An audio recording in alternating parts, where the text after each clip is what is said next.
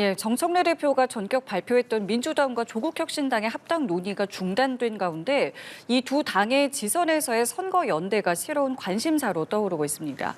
또 오늘 오후에는 이재명 대통령과 여야 대표가 회동을 갖는데요. 오늘 관련 내용 포함해서 정치권 이슈들 두 분과 함께 짚어보겠습니다. 오늘은 신현영 전 더불어민주당 의원, 홍석준 전 국민의힘 의원 나오셨습니다. 두 분 안녕하십니까? 안녕하십니까? 예, 오늘 저희 먼저 다루게 될 이슈를 영상 구성으로 모아봤습니다. 함께 보시죠. 우리 안의 작은 차이를 넘어 이제 오직 지방선거 승리를 위해 우리의 큰 가슴을 바탕으로 총단결하겠습니다. 전화 위복의 기회를 삼아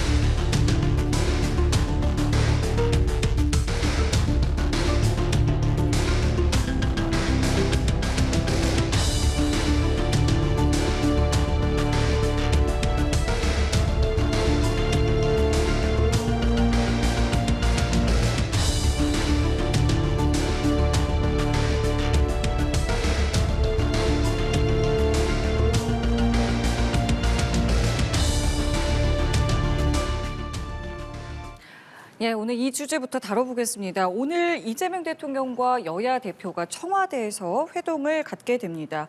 오늘 만난다는 게 어제 알려졌어요. 이게 하루 전에 이렇게 전격적으로 발표가 된 배경을 저희가 먼저 좀 짚어보고 싶은데요. 그동안 이재명 대통령이 국무회의에서도 여러 차례 얘기하셨는데 입법 속도가 너무 늦다라는 부분에 있어서 행정부가 일을 하려면 결국에는 국회에서의 여야의 그런 법안 통과가 매우 중요합니다. 그런 면에서의 여야 대표와의 이런 회동들에 대해서는 이재명 대통령도 계속해서 열린 소통하는 대통령으로서의 그런 자리를 마련한다는 의미에서의 또 오늘의 하루가 될 것이고요. 또 정청래 당대표의 입장에서는 그동안에 뭐 1인 1표제 그리고 합당에 대한 여러 가지 갈등, 논란 이런 것들이 한 텀 넘어가는 국면에서 또 대통령과의 허심탄회한 그런 자리를 마련한다는 것 자체가 또 여당 대표로서의 계속해서의 역할, 입지 이런 것들을 보여줄 수 있고 또한 장동혁 대표도 제1야당으로서 뭐 당내에서 여러 가지 이슈들이 여전히 끊임없이 이뤄지고 있지 않습니까?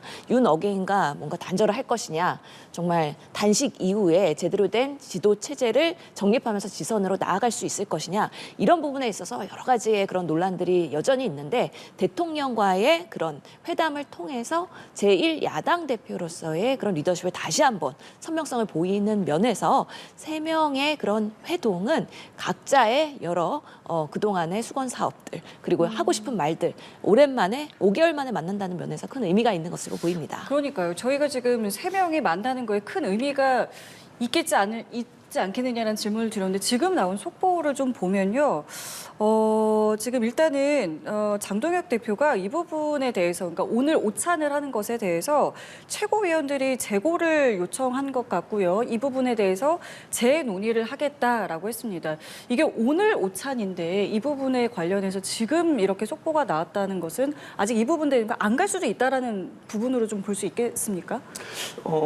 저는 뭐 가리라고 생각합니다. 왜냐하면 지금 이제 시기적으로 우리 대한민국의 상황에 봤을 때는 그 대미 투자 특별법이라든지 또 행정통합법 같은 이런 입법적으로도 굉장히 좀 중요한 이슈도 있지만 또 장동혁 대표가 그동안 특검을 쌍특검을 요청을 계속해서 했지 않습니까? 그러면서 대통령과 했던 영수회담을 제안했죠. 민주당에 했던 공천 헌금 관련된 거라든지 또 통일교 게이트 관련된 특검을 요청했기 때문에 이런 것에 대한 어떻게 보면 좀 화답 차원에서 대통령실에서 했는데, 근데 이게 영수회담이 아니고 이제 3자 회담, 정청래 대표까지 있는 3자 회담이기 때문에 여기에 대해서 아직까지도 좀 완벽한 좀 의지 설정이라든지 또 대통령과의 또 단독 회담이 먼저 또 전제가 되는 것인지 이런 어떤 문제에 대해서 당내에서 일부 뭐 최고위원들이 좀 이견을 좀 제시한 것 같습니다. 그럼에도 불구하고 지금 국가적인 상황이라든지 특히 설을 앞두고 있는 상황에서 모처럼 또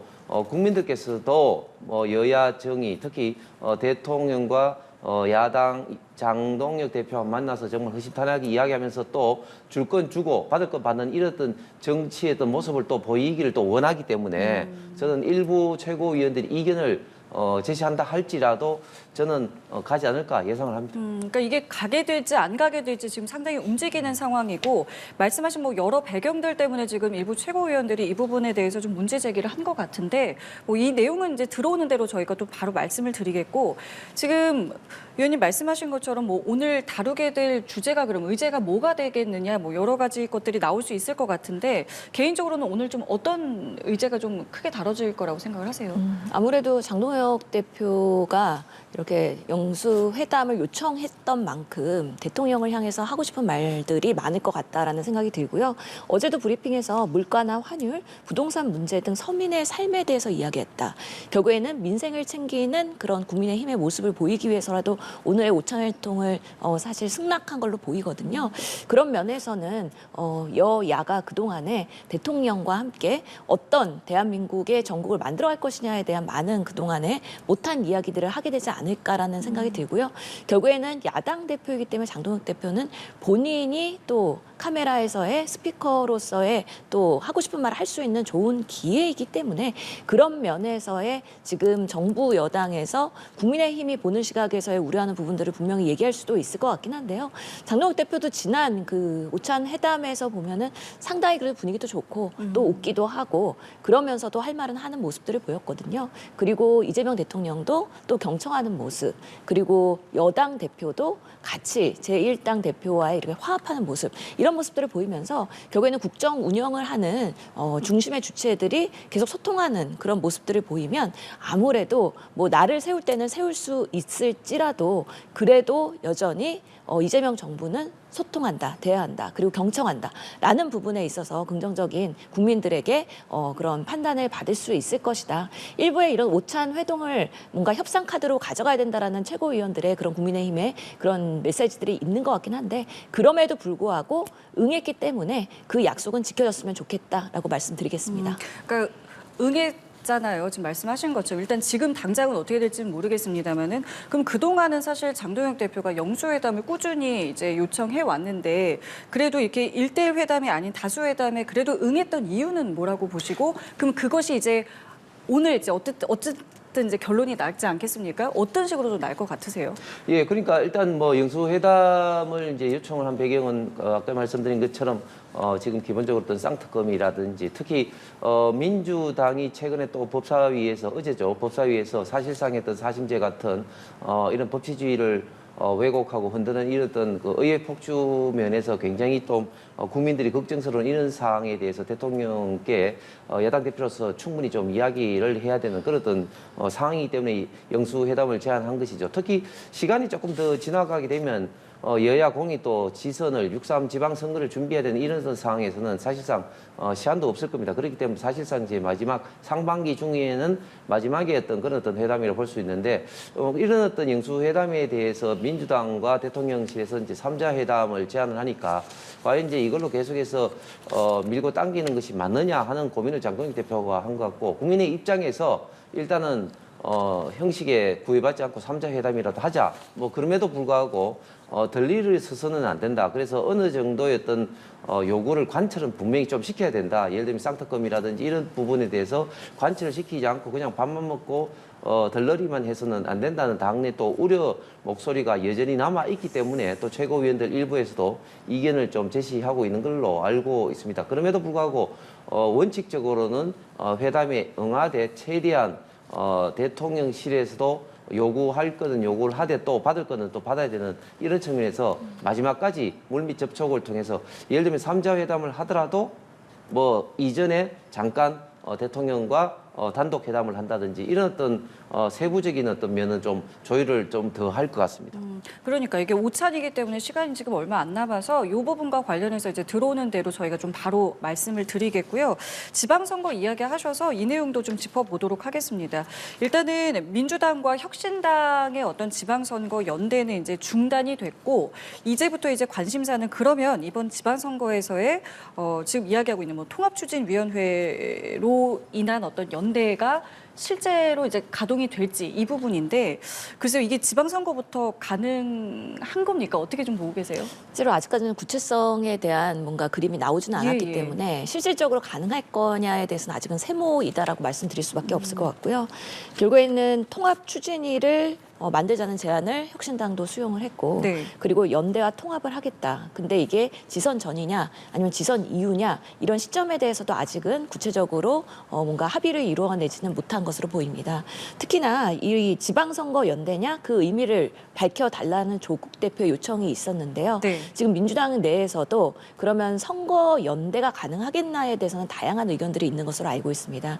특히나 지역적인 여러 가지 구도적인 면에서 과연 조국 혁신당과 뭔가 단일 후보를 내거나 아니면은 같은 선거의 그런 구호로서의 운동을 할 수 있느냐는 각각의 지역 상황이 다르기 때문에 사실은 이런 부분에 있어서 상당한 이견이 있을 수 있다. 그렇기 때문에 이번에 합당으로 인해서 내부에서의 여러 가지의 그런 우려 목소리가 나온 만큼 신중히 갈 가능성이 높지 않을까라는 생각이 들어서 이번 지선이 이제는 뭐 4개월 정도 촉박한 시간이 남은 만큼 빠르게 이제는 예비 경선 후보 그리고 이제 본선 진출자의 확정 이런 공천 과정들이 이루어져야 되거든요. 그렇기 때문에 이제는 각자 민주당과 조국혁신당이 각자의 시계대로 돌아갈 가능성이 있고 일부 지역에서는 그래도 연대를 하는 방식으로의 토막 그런 뭔가 유세단이나 선대위를 만들 가능성도 아직까지는 배제 못한다라고 지켜봐야 되는 상황입니다. 그러니까 이게 일부 지역에서만이라도 가능할 수 있을지, 그러니까 여러모로 지금 세모라고 말씀을 해주셨는데 어떻게 보세요? 지방선거에서부터 선거연대 가능성 어느 정도 있다고 보십니까? 저는 이제는 좀 사실상 어려워졌다, 불가능해졌다고 봅니다. 왜냐하면 두 가지 이유인데 첫 번째는 시간적으로 사실상 불가능합니다. 왜냐하면 2월 3일부터 이미 예비 후보자 등록이 시작됐습니다. 그래서 민주당도 그렇고 조국혁신당도 그렇고 상당수의 많은 분들이 이미 예비 후보로 등록을 해서 현장에서 뛰고 있습니다. 이런 상황에서 지금 선거연대라는 명분으로 그럼 어떤 식으로 어떤 지역에 대해서 어떤 기준으로 단일 후보를 내느냐 이런 문제를 논의하면 사실상 굉장히 시간이 갈 수밖에 없는데 이미 뛰고 있는 예비 후보자들의 어떤 반발이 대단히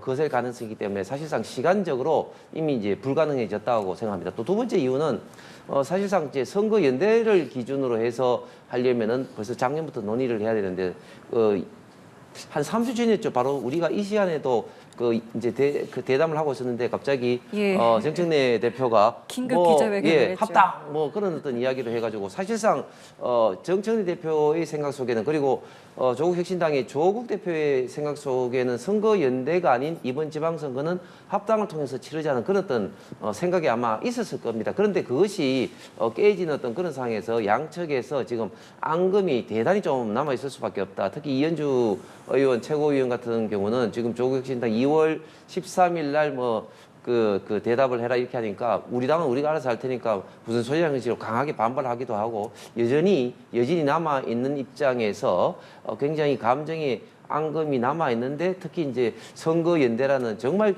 심각한 휘발성이 강한 이슈가 제대로 논의가 될 것이냐 진전될 것이냐 이런 어떤 생각을 한다면 사실상 불가능해졌다고 저는 생각합니다. 자, 그리고 합당 논의가 한창일 때 어떤 식으로든 이제 결론이 났을 때 정청래 대표의 리더십은 어떻겠느냐에 대해서 많은 전망들이 있었는데 어쨌든 이제 중단이 된 거잖아요. 이 앞으로 이제 정청래 대표의 리더십에는 뭐 어떤 영향이 좀 있을 것 같으신지도 전망 부탁드릴게요. 일부에서는 뭐 스크래치가 났다라는 보도들이 예. 많이 있었는데 그럼에도 불구하고 지금 민주당은 당원 주권주의 정당이기 때문에 지지자들이 원하는 방향으로 갈 수밖에 없습니다. 지지자분들이 아니 합당을 왜 이렇게 무리하게 추진하면서 당내에 그런 잡음이나 갈등을 불거지게 하고 그것이 이재명 정부의 일하는 정부로서의 모습에 마이너스 요소가 되는 거 아니냐에 상당한 우려가 있었기 때문에 정청래 대표도 무리하게 추진하지 않았다. 그리고 사과하면서 추후에 논의하는 걸로 이렇게 의견을 유연성 있게 사실은 접지 않았습니까? 그런 면에서 정청래 대표의 이제 수임 사항은 당대표로서 지선에서의 승리를 이재명 정부의 성공으로 만들어내는 일인 것이죠. 그렇기 때문에 앞으로가 다시 시작이라고 보이고 남은 기간 동안에 얼마나 좋은 정말 시스템으로 투명한 공천, 좋은 후보들이 지역에서 일할 수 있도록 하는 민주당의 약속 그런 것들을 보여주느냐에 따라서 국민들이 선택을 하실 거라고 믿고요. 또 그 결과가 지선의 승리로 이루어진다. 그래서 서울이나 부산 여러 부분에 있어서 또 통합 지금 지역으로서의 운영이 되고 있는 충청권이나 아니면 광주 호남권에서도 국민의 지지를 받는다 그러면 또 다시 한번 그런 정청래 대표의 리더십의 평가가 될 것이고 그것이 또 전당대회에서도 반영이 될 것이기 때문에 앞으로에 일어나는 일들은 정말 정치는 생물이기 때문에 지금의 그런 일부의 그런 과오라고 하더라도 충분히 극복할 수 있는 여러 가지 여지들이 충분히 있다라고 말씀드리겠습니다. 알겠습니다. 자, 이런 상황에서요. 청와대가 민주당과 조국혁신당의 합당을 놓고 벌어진 일명 명심 SNS와 관련해서 불쾌한 심경을 감추지 않았습니다. 이어서 강두구 최고위원의 해명까지 모아봤는데요. 함께 들어보시죠. 확실히 확인이 안 된 상태에서 잘못 올려진 것을 확인하고 바로 내리라 그랬습니다. 혹시 총리께 보고하시는 내용이 있을까요? 합당 관련해서는 양당이 결정해야 될 사항이고 청와대는 그 논의와 별도의 입장을 갖고 있지 않습니다. 청와대나 대통령의 뜻을 말씀하실 때는 신중해 주실 것을 이 자리를 빌어 정중히 요청드립니다. 그러니까 지금 저희가 보신 이 반응들이 나오게 된 배경은 제가 조금 전에 이제 명심 SNS라고 말을 했던 그러니까 강두구 최고위원이 지방선거 이후에 합당을 하는 것이 대통령의 바람이다라는 이제 SNS를 올렸습니다. 이게 물론 한 2, 3분 안에 이 글을 내리기는 했습니다만 지금 파장이 계속되고 있는 것인데 이 내용에 대해서 좀 어떻게 보셨는지 먼저 듣겠습니다. 예, 사실 이제 대통령실을 끌어들이는 거는 이제 정청래 대표 측이나 친명 측에서도 계속 끌어들였죠. 왜냐하면 지난번 합당 이슈가 처음 이제 했을 때 친명 진영에서 굉장히 반발을 많이 하니까 여기에 대해서 정청래 대표 측에서는 이미 대통령실과도 이야기했다. 그리고 정무수석과도 이야기를 했다. 뭐 이런 식으로 계속해서 이야기를 했습니다. 그런데 대통령실은 그렇게 아니라고 오히려 굉장히 좀 불쾌하면서 이야기를 했죠. 여기에 대해서 또 친명 측에서도 계속해서 지금 텔레그램 어떤 자료도 뭐 요출되기도 했지만 특히 뭐 이현주 의원이라든지 또 황명선 의원이라든지 또 강덕구 의원 같은 친명 라인 같은 경우는 강력하게 합당에 대해서 반대를 하면서 강덕구 의원 같은 경우는 계속해서 대통령의 뜻이 이게 아니다는 것을 그 이전에도 계속해서 글을 좀 올렸습니다. 그런데 이분 같은 경우는 뭐 그 김민석 총리가 등장하고 뭐 SNS 이렇게 되니까 이게 합당 관련해서 이거 대통령실에서 개입하는 것이 아니냐, 당무 개입이 아니냐, 뭐 이랬던 반발이 있으니까 그것을 빛의 속도로 이제 삭제를 했는데 그것을 삭제하면서도 강덕구 의원 같은 경우는 이게 내가 안 올렸고 이게 보좌관이 잘못 올린 것을 내가 내리라 했다 이렇게 이야기했는데 전후 사정을 본다면 보좌관이 올린 게 아니라 강덕구 의원이 직접 본인이 이야기 들은 것을 가지고 뭐 올린 것이라고밖에 해석할 수밖에 없겠죠. 그만큼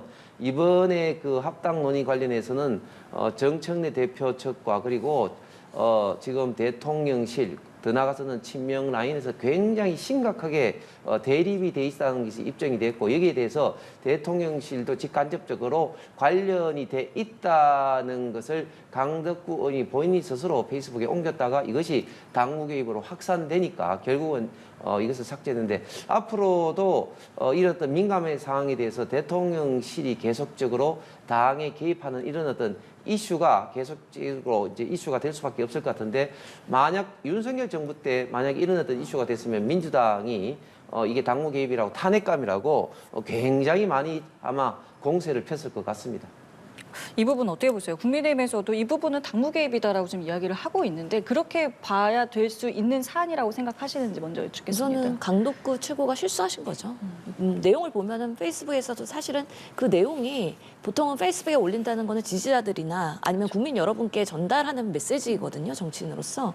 근데 그 워딩이나 이런 말미의 이야기들이 결국에는 국민들한테 얘기하는 게 아니라 개인적으로 뭔가 전달을 하는 그런 민감한 내용이었다. 그런 면에서 본인이 사실관계가 확인이 안 됐고 그래서 심려를 끼쳐서 죄송하다라고 명확하게 입장을 정리한 것입니다. 근데 지금의 그런 합당의 과정에서의 여러 가지 그런 당 내부에서의 이견들이 결국에는 여러 정치인들이 청와대의 뜻이 무엇이냐를 가지고 자기 정치하는 거 아니냐 이런 부분에 있어서 지지자들의 비판과 그런 비난들이 상당히 있거든요. 그렇기 때문에 청와대 뜻이 무엇이냐에 대해서 사실 강훈식 비서실장은 명확하게 선을 그은 것이죠. 당의 내에서 그리고 국회 내에서 일어나는 여러 가지 정치적 상황에 대해서 자꾸만 청와대를 끌어들이면서 그렇게 명확하지 않게 분란을 일으키는 거에 대해서 명확한 경고장을 날린 거라고 봅니다. 그렇기 때문에 본인의 소신 정치인으로서의 본인의 견해를 가지고 국민들과 소통하는 방식이 되어야지 결국에는 이게 내가 정말 청와대에 가깝다 이런 방식으로의 소통이나 아니면 정치를 하는 거에 대해서는 앞으로도 청와대는 매우 불편해할 것이기 때문에 이런 실수들은 앞으로 진양돼야 된다라고 생각을 하고 사실관계가 확인되지 않았기 때문에 이걸 가지고 뭐 당무 개입이라던가 탄핵감이라던가 그런 거는 너무 과대한 그런 과도한 공격이라고 보이는 것이죠. 자, 그리고 청와대는 또 최근에 불거졌던 이 대통령의 특검 추천 후보 경로설에 대해서도 부인을 했습니다. 이 발언도 함께 들어보시죠. 경로라고 일부 보도가 나와서 저희가 당황스러운데 경로하신 적은 없습니다. 그리고 그렇게 경로를 잘 하시는 스타일은 아니십니다. 통상적으로 당 추천 인사에 대해서는 후보자를 최종 통보받은 후에 모든 절차가 진행됨을 말씀드리겠습니다. 그러니까 사실은 주말이었을 겁니다. 이 대통령이 이제 경로했다. 이 이제 보도가 나가고 나서 이제 저희 언론에서도 이 부분을 굉장히 많이 다뤘고 민주당 내에서도 여러 반응들이 막 쏟아져 나오지 않았겠습니까? 근데 이것과 관련해 이제 사실이 아니라고 이야기를 했는데, 근데 왜 지금 시점에 이걸 얘기했는지도 좀 궁금하고 내용에 대해서는 또 어떻게 보셨는지도 듣고 싶습니다. 네, 지금 결국에는 2차 종합특검에 그런 네. 특검 추천에 있어서 왜 민주당 추천인을 하지 않고 조국혁신당의 추천인으로서의 그런 선택을 대통령께서 하셨느냐의 과정에서의 사후 보도가 된 것인데 예. 결국에는 경로라는 말은 사실 어떻게 보면은 윤석열 대통령을 떠올리는 뭔가 고유명사처럼 지금 되어 있지 않습니까? 그런데 또 이런 경로라는 워딩을 가지고서는 표현을 하다 보니까 많은 사람들이 이재명 대통령도 경로를 하시나 이런 부분에 있어서 사실 관심을 갖고 있는 거고 그렇지 않다라고 명확하게 정리하는 수순이 어제 비서실장의 브리핑이었다고 보입니다.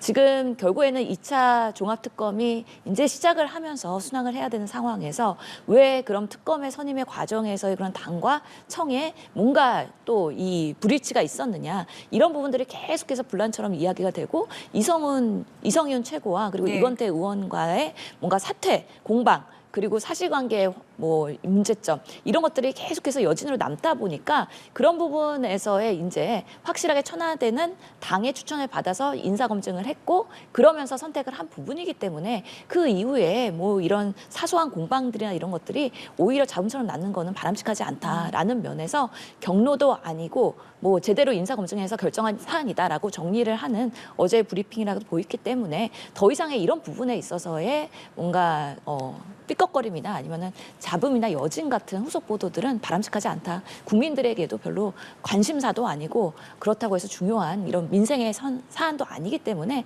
더 이상은 좀 이게 확산되지 않기를 바라는 마음들이 분명히 있을 것입니다. 그러니까 사실을 좀 바로잡는 이제 수순의 어떤 청와대 입장이다라고 말씀을 하셨는데 뭐 비슷하게 들으셨습니까? 아니요, 저는 이게 참 묘하게 합당 논의와 지금 특검 추천이 사실은 완전히 결부가 돼 있는데 특검 추천이 이슈가 문제되기 전까지만 하더라도 그러니까 지난주 말까지만 하더라도 사실은 합당이 대세였습니다. 왜냐하면 합당을 통해서 지방선거를 치르자는 것이 이제 대의명분이기 때문에 정청래 대표가 아주 자신감 있게 밀어붙였고 그 이전에 이제 1인 1표까지 통과됐기 때문에 정청래 대표의 있던 자신감이 하늘을 찔렀었는데 갑자기 합당 이슈가 이 특검과 이제 맞물리면서 대통령실에서 경로했다. 뭐 이걸 가지고 지금 정청래 대표가 십자화를 민당 진영에서 받아서 이게 합당까지 이제 얼그러지는 그런 어떤 영향을 미치게 됐죠. 저는 대통령이 경로했다는 것은 100% 사실이고 오히려 표현이 경로보다도 더 높은 수위가 있다면 더 많이 화를 내지 않았을까 생각합니다. 왜냐하면 지금 대통령한테 여러 가지 재판이 지금 이제 중지돼 있고 지금 범죄 혐의가 있는데 그 중에서도 거의 가장 확실한 것이 지금 대북 송금 관련된 겁니다. 이미 대북 송금 관련된 주역인 이제 경기도 이제 이화영 부지사 같은 경우는 이미 대법원에서 7년 8개월이라는 확정 판결이 받았기 때문에 당시에 경기지사였던 이재명 대통령이 지시 최소한 어떤 묵인할 수밖에 없다 이런 것이 뭐 상식적인 이야기이기 때문에 이 문제가 가장 이재명 대통령에게는 뼈아픈 문제인데 이 대북 송금과 직접적으로 관련된 김성태 쌍방울 회장의 변호인 중에 한 사람인 전준출 변호사가 민주당에서 특검으로 추천됐다. 이것은 누가 보더라도 대단히 기분 나쁘고 분노할 수밖에 없는 이런 입장인데 이것을 가지고 이제 오히려 대통령실과 친명 라인에서는 그동안 이제 합당을 반대했는데 이 명분을 가지고 오히려 합당을 깨버리는 그런 어떤 또 카드도 사용한 것이죠. 그렇기 때문에 저는 당연히 대통령 입장에서는 대단히 분노할 수밖에 없을 것 같고 그런데 이 경로라는 표현이 자꾸 이제 쓰게 되면 우리 시님께서 말씀하신 것처럼 윤석열 전 대통령도 떠오르고 또 사사건건 대통령이 당의 주요 결정에 대해서 개입을 한다 이런 것들이 사실상에 이제 인정이 되는 꼴이기 때문에 특히 강훈식 비서실장이 여기에 대해서 뭐 변명 아닌 변명, 핑계 아닌 핑계를 대듣고 있는 것 같습니다. 자, 이렇게 지금 저희가 민주당과 어떤 민주당 내에서 있었던 이 특검 추천 후보 논란과 관련한 이제 청와대 입장을 들어봤고, 근데 이 검증 책임과 관련해서 지금 유튜버 이제 김어준 씨는 이거는 청와대 민정에서 해야 되는 거였다라면서 청와대 책임을 묻고 나서는 어떤 발언을 또 해가지고 글쎄요, 이 부분에 대해서 좀 여러 가지 또 목소리들이 나오고 있는데 이 발언에 대해서 좀 어떻게 들으셨습니까? 논란을 확산시키는 발언이었기 때문에 부적절하다고 보고요. 특히나 청와대에서 인사검증을 했기 때문에 사실은 전종철 변호사를 선임하지 않은 것이지 않습니까? 그렇기 때문에 그 과정에서 청와대 책임론을 하는 것은 부적절하다고 생각을 합니다. 실제로 보면은 정청래 당대표도 사과하고 이성윤 최고도 사과한 부분은 이번에 특검을 추천하는 과정에서 결국에는 기존의 방식과는 조금 다르게 허술하게 검증이 이루어졌다. 당내에서 일반적으로는 법사위에서도 추천을 받고요. 최고위원한테도 사실 검증을 받는 그런 뭔가 과정들이 그래도 꼼꼼하게 이루어졌어야 되는데 이번에는 그렇지 않았다라는 부분에 있어서의 그런 정청래 당대표 내부에서의 그런 인사 추천에 뭔가 위기점이 이번에 드러난 것으로 보이기 때문에 명확하게 당에서도 인정을 한 만큼 더 이상 이런 부분에 있어서 누가 잘못했다 마치 명청 갈등으로 또 불거지는 것 같은 이런 프레임에 뭔가 빌미를 제공하는 것 그런 것들은 바람직하지 못하다라는 면에서 이제는 일단락되고 이제 제대로 된 2차 종합 특검으로 나아갈 수 있도록 힘을 모으는 게 매우 중요하지 않을까라고 생각을 합니다. 예, 알겠습니다. 자, 이번에는 국민의힘 상황도 살펴보겠습니다. 한동훈 전 대표의 제명 반대 성명서 작성에 앞장을 섰다는 이유로 중앙윤리위에 제소된 국민의힘 배현진 의원이 소명을 위해서 어제 중앙윤리위 회의에 출석을 했습니다. 그 발언 함께 들어보시죠. 정치적으로 단두대에 세워서 마음에 맞지 않는 혹은 껄끄러운 시당위원장을 징계할 수는 있으나 민심을 징계할 수는 없다고 생각합니다. 일단은 어제 이제 윤리위에 나와서 1시간 정도 이제 소명을 했다라고 하고요. 저희 언론에도 이제 저렇게 자신의 이제 발언을 내놨는데 글쎄요, 징계 여부에 대해서는 좀 어떻게 판단하시는지 뭐 내려지는 건지 내려진다면 수위는 또 어느 정도 되는 건지 어떻게 좀 흐름 보고 계세요? 예, 지금 윤리위의 결정이 아마 속전속결로 될 것 같습니다. 왜냐하면 지금 서울시당 위원장은 서울시의 지방선거를 지휘를 해야 되는 그런 입장이기 때문에 공석이 될 수가 없습니다. 그런데 배현진 의원 관련해서는 지난번 한동훈 전 대표의 징계 관련해서 당협위원장 중에는 징계가 적합하냐, 적절하지 않느냐 이런 어떤 찬반이 있음에도 불구하고 반대가 없었던 것처럼 했기 때문에 직권남용이라는 그런 어떤 의미로 당협위원장 중에 한 사람에 의해서 이제 윤리위가 제소가 됐는데 뭐 이 점에 대해서는 저는 아주 뭐 중징계가 좀 내려지기는 좀 쉽지 않을 거다. 왜냐하면 지금 서울시당 위원장으로서 역할도 굉장히 좀 중요하고 또 지금 뭐 배현진 의원 같은 경우는 윤리위에 가서 본인이 충분히 또 나름대로 또 소명도 했기 때문에 이 부분도 윤리위에 상당히 좀 반영될 여지도 있을 거라고 생각합니다. 왜냐하면 지난번에 한동훈 전 대표의 제명 같은 경우는 당계 이슈 관련해서 한동훈 전 대표가 인정도 하지 않고 오히려 당무조사위원장이었던 이호선 위원장이라든지 또 윤리위원들을 공격하는 그런 어떤 사태가 더 상황을 악화시켰던 그런 어떤 것을 참조해 봤을 때도 여러 가지 지금 당했던 상황을 고려했을 때는 아주 중징계가 좀 내려지기는 좀 쉽지 않을 거다 생각을 합니다. 이 사안 좀 어떻게 보고 계세요? 그럼에도 불구하고 그 배현진 의원이 서울시당 위원장으로서 서울시의 뭔가 시의원과 구의원을 공천권을 행사하는 일은 이번에 배제될 것 같다는 생각이 듭니다. 윤리위의 징계를 통해서 당원권 정지 등 어떻게든 서울시당의 그런 자격을 박탈하겠다라는 그런 의도가 분명히 있다라고 생각이 들고요. 특히나 상징적인 것은 이정현 전 의원이 이번에 그 국민의힘의 지선의 공관위원장으로 임명이 되지 않았습니까?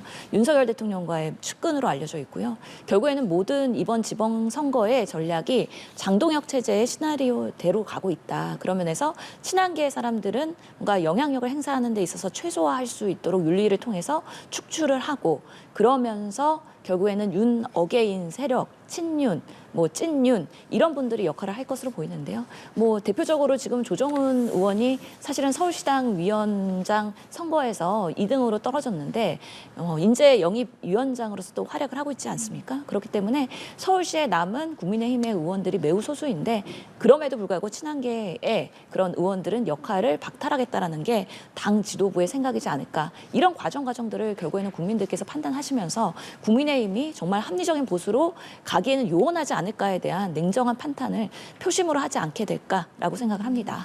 어떤 결과가 나올지 지켜보겠고요. 자, 그리고 어제 국회에서 있었던 이 내용도 살펴보겠습니다. 4심제 논란이 일고 있는 재판소원법이 법사위를 통과했습니다. 관련한 목소리 함께 들어보시고 대답 나눠보겠습니다. 민생 아까 위원장께서 하시는데 민생에 그렇게 진심이시라면 오늘 위헌적인 입법 4심제에 관한 법 단 1시간 만에 통과시킨 것 이거 안건에서 빼십시오. 이게 위헌적이라고요? 재판소원이 위헌적이라고요? 그렇게 주장하시는 의원님들 가서 돌아가서 헌법 공부 처음부터 다시 하십시오. 두 의원의 발언을 들어봤는데 한쪽은 위헌이다, 한쪽은 아니다 이야기를 하고 있어서요. 두 분께 좀 의견을 여쭤보겠습니다. 이 부분 일단은 어떻게 내용을 좀 봐야 되는 겁니까? 100% 위헌이죠. 왜냐하면 우리 대한민국에서는 3심제로 명백하게 그 규정을 하고 있고 재판소원제는 사실상 4심제입니다. 대법원의 최종 판결에 대해서 헌법 소원을 통해서 헌법재판소에 가기 때문에 이건 뭐 4심제라고 해석하지 않을 수가 없는 거죠. 민주당에서는 이게 기본권 관련된 사항만 뭐 해당을 하는데 사실은 우리 대한민국 헌법에 기본권 관련되지 않은 사항이 없습니다. 대부분 소송 관련된 사항이 예를 들면 민사 같은 경우는 재산상 문제이고 또 형사 같은 경우는 신체 자유라든지 이런 어떤 문제인데 이게 다 100% 기본권하고 다 관련된 사항 아니겠습니까? 그렇기 때문에 명백히 4심제이고 명백히 이것은 위원회로 발표할 수 없다. 그런데 결국 이런 식으로 되면 누가 손해보느냐. 정말 재판이 계속적으로 확정되지 않고 계속 시간을 끌게 됩니다. 그렇게 되면 결국은 많은 시간과 비용이 소요될 수밖에 없기 때문에 법률 관계가 굉장히 불안정해지고 재산 관계가 굉장히 유동적이 될 수밖에 없습니다. 그러면 전 국민이 손해를 보는 것이고요. 특히 돈 없고 백 없는 일반 서민들, 약자들이 더 손해를 볼 수밖에 없습니다. 상대적으로 그나마 돈 있고 백 있는 권력 있는 사람들은 자꾸 소송을 이제 제질 시간을 끌면서 할 텐데 저는 민주당이 이렇게 위헌적이고 특히 약자와 가난한 사람이 명백히 손해를 볼 수밖에 없는 이 재판소원제를 왜 하려고 하느냐. 특히 또 문제되는 게 대법관 정원 아닙니까? 지금 이제 16명에서 24명까지 확장한다는 건데 이것은 누가 보더라도 재판소원제와 더불어서 대법관을 정원한다는 것은 지금 이재명 대통령이 이미 공직선거법을 비롯해서 확정 판결이 나 있는 이 사건을 뒤집으려는 그런 어떤 의도로밖에 해석되지 않기 때문에 이재명 방탄용이다. 이런 어떤 식으로 해석될 수밖에 없을 것 같습니다. 그러니까 지금 말씀하신 것처럼 국민의힘에서는 이재명 대통령 방탄법이다 이야기를 하고 있고 조희대 대법원장은 오늘 출근길에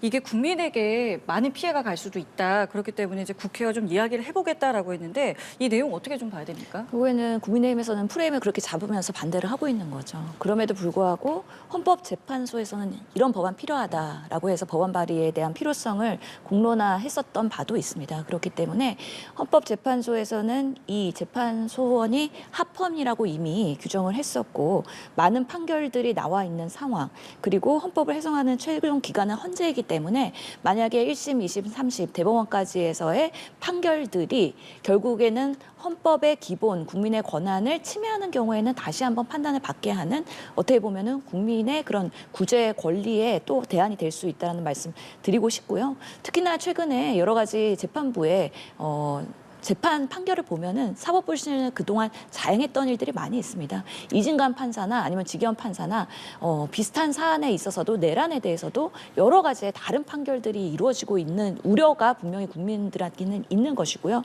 최근에 뭐 김건희 씨 그리고 명태균 그리고 김예성 이런 부분에 있어서 1심에서 다 무죄 판결이 나는 것이 결국에는 재판도 사람이 하는 거다 보니까 여러 가지 주관적 요소가 개입되는 거 아니냐. 그런 면에서는 헌법의 기초에서 결국에는 판단을 받을 수 있는 최후의 기틀을 만드는 것이 결국에는 헌법재판소에서도 필요하다라고 판단한 것이기 때문에 그런 부분들을 충분히 대법원의 우려까지 담아서 결국에 최종적으로 통과될 수 있는 법안을 마련하는 것이 또 필요하다라고 설명드리겠습니다. 예, 알겠습니다. 오늘 두 분 말씀도 여기까지 함께하겠습니다. 지금까지 신현영 전 더불어민주당 의원, 홍석준 전 국민의힘 의원과 함께했습니다. 두 분 감사합니다.